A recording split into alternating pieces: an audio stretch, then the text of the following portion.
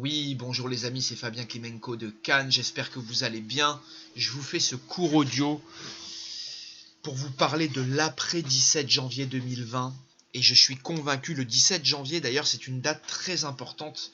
C'est la date où on a voté la mort de Louis XVI. Et c'est une date très néfaste pour la France. Vu que 4 jours ou 3 jours ou 4 jours après, le 21 janvier, ils ont assassiné Louis XVI en 1793. Et donc, on se retrouve 227 ans après. Et on n'a pas beaucoup bougé. On a cette grève du 5 décembre. Et là, croyez-moi, pour être un peu plus sérieux, l'après 17 janvier risque d'être très compliqué. La division française risque de s'intensifier. Les actions coup de poing, les coupures d'électricité, les violences. Et je vous dis, l'impossibilité de résoudre ce problème qui maintenant dure depuis une belle année, là, une grosse année maintenant. On a un malaise français qui s'est installé, un pouvoir qui impose des lois liberticides et des lois qui transforment et détruisent la Ve République. Et en face, ça pousse, ça correspond totalement aux dates des astres. Le 17 janvier, c'est le lendemain de la rentrée de Mercure en Verseau. Le Verseau, c'est le signe des révoltes, des révolutions.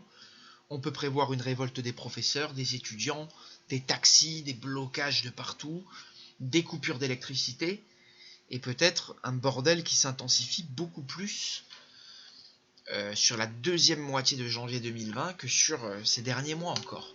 Et c'est vrai que dès la deuxième moitié janvier 2020, on va rentrer dans l'orbe du 4 mars 2020, de ce dernier aspect d'Uranus qui est au carré au maître d'ascendant de la Ve République. Donc là, à ce moment-là, la Ve République devrait être totalement détruite et totalement finie. Comme je l'ai expliqué, le délitement et la révolution, la destruction, le côté instable et l'impossibilité à coopérer entre nous devrait être totale pour le dernier aspect du 4 mars. Et c'est là où ça va se manifester dans les urnes. Et je peux vous dire qu'il va y avoir deux phases importantes. Là, c'est l'après 17 janvier et surtout l'après mars 2020. Voilà. Et là, il va y avoir des événements mondiaux qui vont pousser. Et je pense qu'ils vont arriver à un premier point d'orgue qui va être mai 2020. Premier mois de chaos là, autour de mai 2020. Mais ça ne sera pas autant le chaos que sur cet été et surtout sur le premier trimestre de 2021. Comme j'en parle depuis longtemps. Donc je vous laisse méditer sur ça. Vraiment, voilà, protégez-vous. On voit bien que, je l'ai dit, ça a été catastrophique pour les commerçants. On voit bien que la rentrée de Jupiter en Capricorne dès décembre a mis des inquiétudes, a mis de la restriction. Cet optimisme est parti pour tout le monde.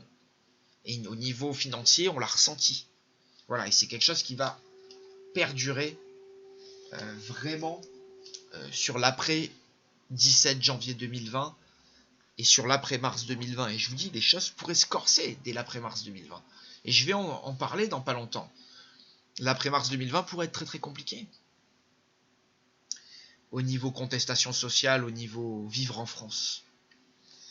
Portez-vous bien, désolé de nouvelles si terribles, mais on en reparle très bientôt parce que je vous dis, ça bouge énormément là.